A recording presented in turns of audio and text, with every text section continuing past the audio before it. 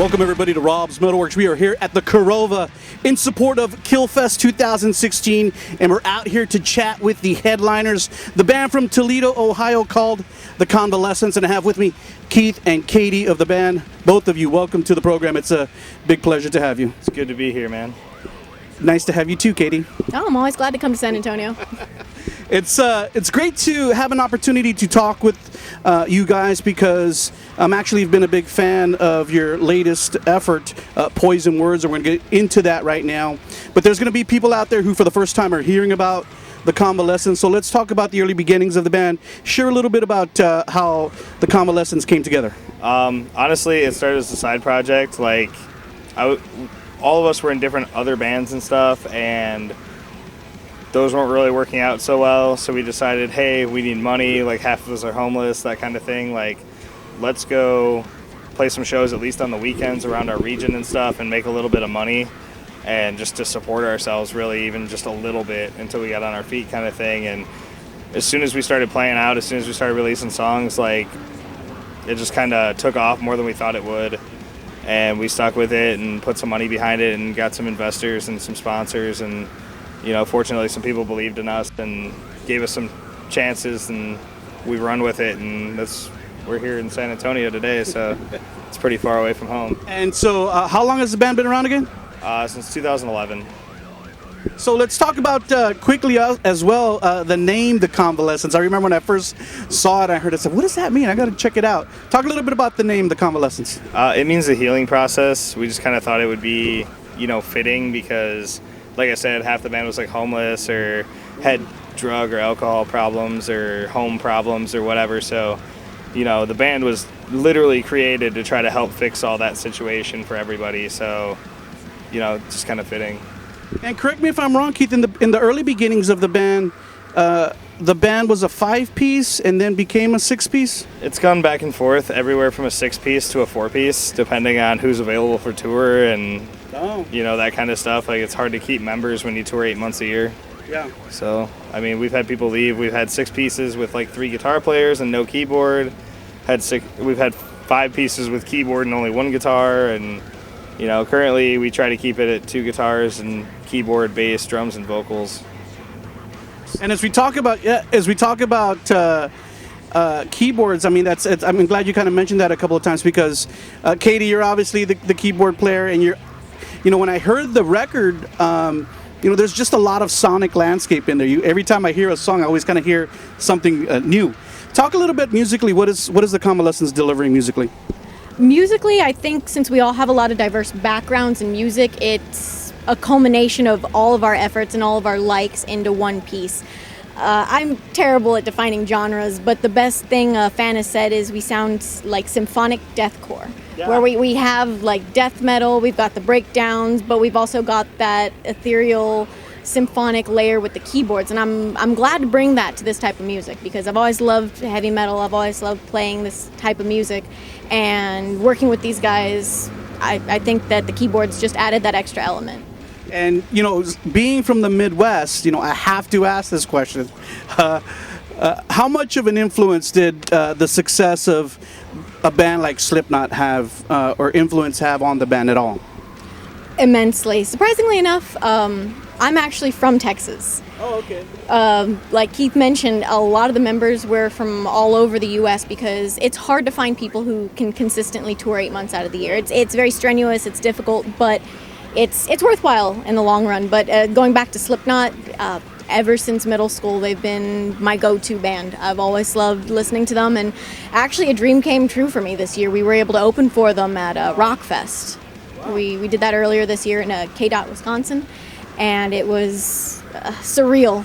Even to this day, it's still like, wow, I did that. We did that. We got to that point. Cool.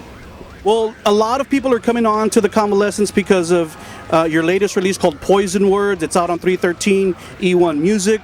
For some of you out there who want to get it in your hands, share a little bit about how did the deal go down, or how did the band get the deal for Poison Words? Actually, it was kind of weird.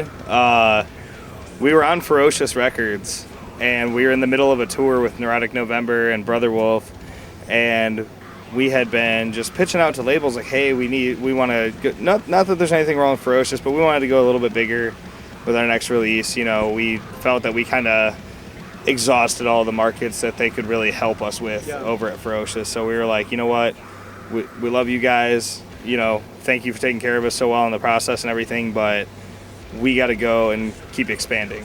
So, and they were like, cool, we're going to let you guys go do it, you know. And we were going to sign with another label. They ended up dropping us before we finished recording. Didn't even listen to Poison Words at all. Nothing. They decided they were rebranding their label and they didn't want us anymore, so they cut our contract, and Poison Words just got done. We got the mixes back from Chris Donaldson from Cryptopsy, and they sounded awesome. So we're like, all right, let's just start sending this out. Let's start, you know, getting this out there. And like 2 days later, we get a call back from 313, like, hey, we want to put out your record. So how did they run across it? Did you send it to them? Yeah. We our manager Chris Bianchi from CB Entertainment was throwing it out to everybody. Wow, so cool. Yeah. And obviously the record sounds great on the stereo. So let's talk a little bit about the technicalities behind the record. Like you just mentioned, who recorded it? Where did you record it at? How long did the process take? Things like that. Also kind of weird. We went into the studio with absolutely nothing written. Wow. We booked 10 days of studio time, and within those 10 days, we wrote and recorded the entire record. Wow. With John Burke from Forever in Terror. He owns and operates Vibe Studios in Ohio. Did you guys sleep at all? Yeah, actually quite a bit. Yeah. We took shifts. Really? It was actually, I had a bunch of lyrics written for the new record, and I was really excited about them actually. And Katie plugged her keyboard power source into her laptop and fried the motherboard, which happened to be the only place I had any lyrics the night before I had to start recording vocals. So I actually had to go write the entire album worth of vocals in one night. So wow. Yeah, so we knocked it out. I think we left a day early actually. Yeah, we left a day early, and we sent it up to Chris Donaldson from Cryptopsy at the Grid and in Montreal. Sorry, you know. And yeah, he did a great job with it. Reamped everything, and it sounds fucking great. Sounds killer on the stereo, man. So let's talk. I'm glad you kind of mentioned lyrically. You know, you were under the gun to kind of put something together. Where did I mean, obviously, there's a lot of kind of really aggressive nature to Poison Words. Talk a little bit about lyrically. Where were you coming from? Is there a theme for Poison Words? I don't like to say there's really a theme for any of our records. It's just kind of like I write whatever I'm feeling at that particular point in time, and you know, whatever it means to somebody else that listens to it, awesome. I hope it's something great that you're getting out of these songs. Me personally, I couldn't tell you what they're about. I literally heard the song, and that's like what popped into my head. That's what I wanted to say at that moment in time. That's what I wanted to say when I heard that song. That's how I felt. So if it's the same thing, right on. If it's not, right on. As long as you dig the stuff, it's cool, man. And you guys, you know, one of the things I kind of admire as well about the band is that you guys are really working hard. I mean, really road dogs. I think I had a message to you, Keith, several months back. We were going to hook up to do this interview back then, and then you know, we decided to hold off until now. And I know you guys are even coming back again to San Antonio in a month or so in September. So what's it been like this past year on the road? Are you guys making lots of new fans out there? Honestly, this year has been really good. Smooth sailing. I don't want to jinx it, but things have been good. Tour, it's tough. You have a lot of unknown factors like vehicle breakdowns, unruly fans. Well, I read your post about the unruly ex-member who busted your window out on the bus. I don't want to go into too much detail about that, but things are being handled. We were able to get the door fixed, and we're just trying to push forward. That's about it. What does the rest of the year hold for the band? A lot more touring. A lot more show dates coming up. I'm not one to remember them off the top of my head. That's Keith's job. He's always had good memory on that. But I could say we'll be out on the road for at least another couple of months. We have some other big shows in the Midwest. We're going to be playing Dirt Fest again in Michigan with Killswitch Engage. Yeah. And just doing some more national touring, trying to do our national circuits throughout the U.S. to make sure that we have fans all over the U.S. from California to New York. We want to make sure that they can at least see us once a year. Would or has the opportunity come up for you guys to take this show outside of the U.S. at all? Has there been discussions about that? Yeah, actually, we went to Europe in March. Oh, cool. With Suffocation, Kettle Decapitation, Abiotic, and it was fantastic. It was great. Europe is a really cool place. We had some bad luck over there. Our van broke down, and we missed like 4 out of the 10 shows on the tour. Oh, man. And we were stranded in Germany, like walking around with our luggage on our backs, and had to finish the tour in a car, like a Ford Galaxy, like 7 people, gear, luggage, and merch in a car, like, cruising around Europe. And you had to drive on the other lane, right? Was that kind of freaky? I Oh, think that's just the UK, yeah, because like everything was I normal. would've That kind of messed me up too, because I was just assuming everything was going to be backwards, and it wasn't. Right. And yeah, but our friend Bastian from Nightshade kind of took care of us over there, and I don't know, we made it through the tour. It was fun. Cool.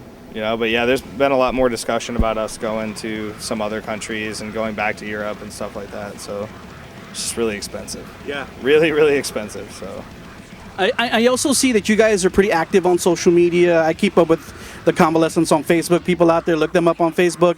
I also just saw recently that you released a lyric video for the first track off Poison Words, I Dreamer, right? Yes. Talk a little bit about the video. The video, well, honestly, we have lyric videos because, like he said, we want our fans to take their own meaning out of the lyrics, and I think that being able to read them on the screen, they can take it to heart and interpret it, and hopefully it'll help them in their own way, and it speaks to them to help them whatever they're going through at that time. We are going to film a music video coming up in the next few months, so no big details on that yet, but I'm pretty excited. That's going to be my first music video, as up until now we've just done the lyric videos for that reason. We want our fans to be able to read the lyrics. Hopefully, will it include some live performance footage in there? yeah, I mean, we'll see.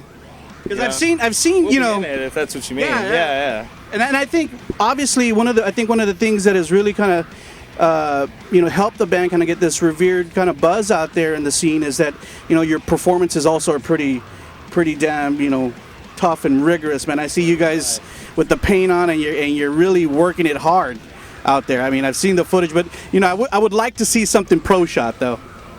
I think we all would.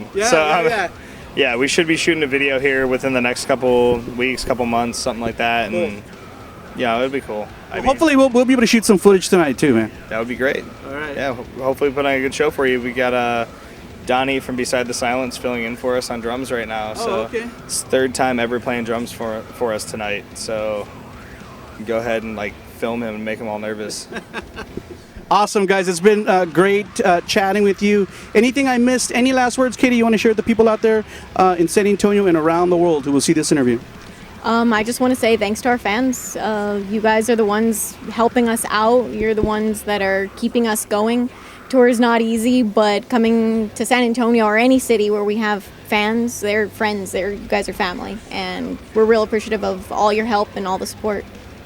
Any last words, Keith? Thank you guys. Keep coming out. Keep coming and partying with us. It's always a good time. Don't sit on your couch. Come out and party. We come to your city like 2 or 3 times a year. We love you guys. Remember, everyone out there, the band is called The Convalescence out of Toledo, Ohio. Their brand new CD is out right now. It's called Poison Words. Be sure to get it in your hands. You saw Keith and Katie of the band right here on Rob's MetalWorks.